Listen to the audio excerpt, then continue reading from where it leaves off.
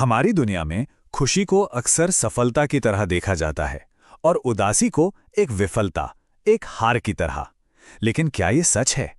क्या हो अगर उदासी कोई बीमारी नहीं बल्कि हमारे इंसान होने का एक बहुत जरूरी हिस्सा हो? तो चलिए आज मिलकर इस सोच को थोड़ा बदलते हैं और उदासी की सच्चाई को समझते हैं। सोचिए, कितनी गहरी बात है ये। इसका मतलब है कि दर्द को महसूस करना, उदास होना, ये कोई कमी नहीं है, बल्कि ये जीवन को उसकी पूरी गहराई में अनुभव करने की एक काबिलियत है। ये सिर्फ एक भावना नहीं, ये इस बात का सबूत है कि हम जिंदा हैं, महसूस करते हैं।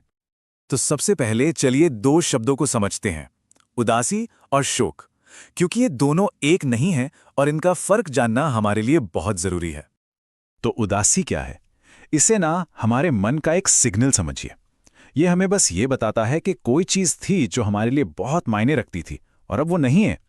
किसी उम्मीद के टूटने पर या किसी चीज़ के खो जाने पर यह एक एकदम नेचुरल रिएक्शन है। और अब बात करते हैं शोक की, जो सिर्फ एक फीलिंग से कहीं ज़्यादा है। ये एक एक्टिव प्रोसेस है। मतलब जब हम कुछ बहुत बड़ा खो देते हैं तो हमारा मन एक नई सच्चाई के साथ एडजस्ट करने की कोशिश करता है। ये उस नई दुनिया में अपनी पहचान को फिर से बनाने का काम है, जिसमें वो इंसान या चीज़ अब है ही नहीं। और हाँ, ये समझना बहुत ज़रूरी है कि शोक सिर्फ किसी के गुजर जाने पर नहीं होता। सोचकर देखिए, किसी रिश्ते के टूटने पर क्या वैसा ही दर्द नहीं होता? या करियर में कोई बड़ी नाकामी मिलने पर? यहाँ तक कि वो बचपन जो कभी अच्छा नहीं बीता या अपनी सेहत खो देना, ये सब असल में शोक के ही अलग अलग रूप हैं। तो ये जो हम कहते हैं ना, मन टूट गया, इसका असल में मतलब क्या होता है? ये कोई एक पल में होने वाली चीज़ नहीं है, बल्कि एक पूरी प्रक्रिया है जो हमारे अंदर चलती है, लेयर बाय लेयर। और जानते हैं, सबसे हैरान करने वाली बात, विज्ञान कहता है कि इमोशनल पेन, जैसे दिल का टूटना, हमारे दिमाग में उन्हीं हिस्सों का एक्टिव करता है जो शारीरिक चोट लगने पर दर्द महसूस करते हैं।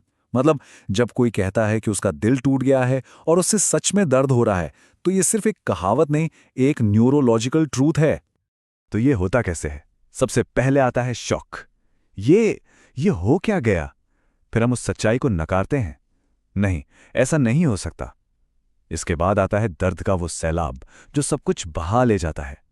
फिर हमारे पुराने विश्वास, जीवन के मायने सब ढहने लगते हैं। और आखिर में सवाल उठता है हमारी पहचान पर। इस सब के बाद अब मैं कौन हूं? और यहीं पर इस पूरी बातचीत का सबसे जरूरी हिस्सा आता है, उदासी और डिप्रेशन के बीच का फर्क समझना। ये दोनों बिल्कुल एक चीज नहीं है और इस अंतर को पहचानना मेंटल हेल्थ के लिए बहुत बहुत जरूरी है। जरा इस स्लाइड को देखिए। एक तरफ है उदासी जो किसी वजह से होती है और लहरों की तरह आती जाती है, पर दूसरी तरफ है डिप्रेशन जो एक गहरे स्थिर समंदर की तरह है जिसमें उम्मीद की कोई किरण नहीं दिखती।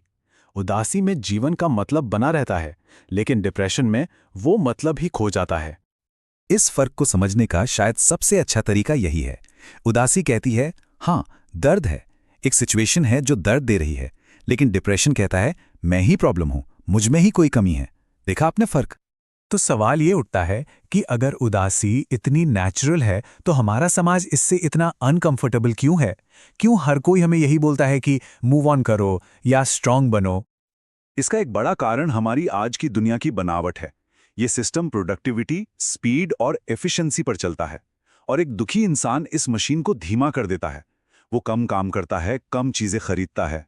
इसलिए सिस्टम के लिए उदासी एक गड़बड़ी की तरह है जिसे जल्द से जल्द ठीक करना जरूरी है। और इसी वजह से हमें अक्सर ये बातें सुनने को मिलती हैं, पॉजिटिव सोचो, हिम्मत रखो, बस भूल जाओ और आगे बढ़ो। ये सलाहें अक्सर अच्छी नीयत से दी जाती हैं, पर इनका असर बिल्कुल उल्टा होता है। ऐसा इसलिए क्योंकि ये बातें हमारी उदासी को ठीक नहीं करती, बल्कि उसे गलत ठहराती हैं। ये हमें एक मैसेज देती हैं, तुम्हें ऐसा महसूस नहीं करना चाहिए। ये मदद नहीं, ये एक तरह का इमोशनल प्रेशर है। तो फिर सही रास्ता क्या है? अगर ठीक हो जाना ही मंजिल नहीं है, तो फिर हीलिंग का ये सफर कैसा दिखता है? शायद इसका जवाब उदासी से छुटकारा पाने में नहीं, बल्कि उसे जी कर पार करने में है। इस बात को एक अलग नजरिए से सोचकर देखिए।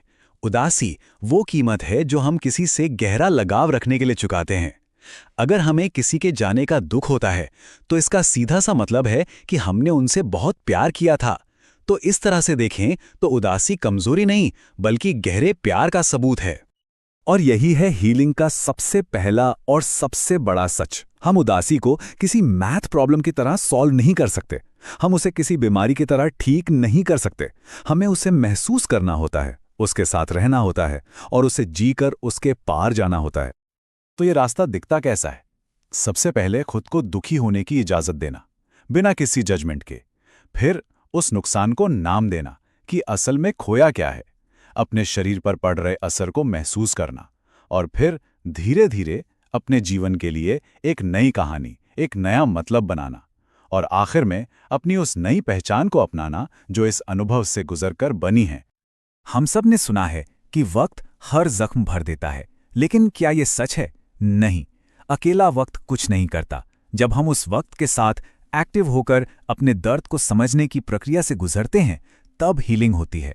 समय नहीं, प्रोसेस ठीक करता है। और शायद टूटने का मकसद ही यही होता है। मन टूटता ही इसलिए है ताकि वो पहले जैसा न रहे, ताकि वो और गहरा हो सके और ज्यादा हमदर्द बन सके। हर टूटन के बाद एक नया, ज्यादा समझदार इंसान जन्म लेता है। तो आखिर में मैं ये सवाल हम सबके लिए छोड़ना चाहता हूं। क्या हो अगर जीवन का असली लक्ष्य हमेशा खुश रहना नहीं बल्कि संपूर्ण होना है? संपूर्ण होने का मतलब है अपनी हर भावना को, खुशी हो या उदासी, गुस्सा हो या डर, सबको बिना किसी शर्म के महसूस करने की आज़ादी। शायद असली आज़ादी यही है। अगर वीडियो पसंद आई हो तो फोकस ट्यूबर को सब्सक्राइब जरूर करें।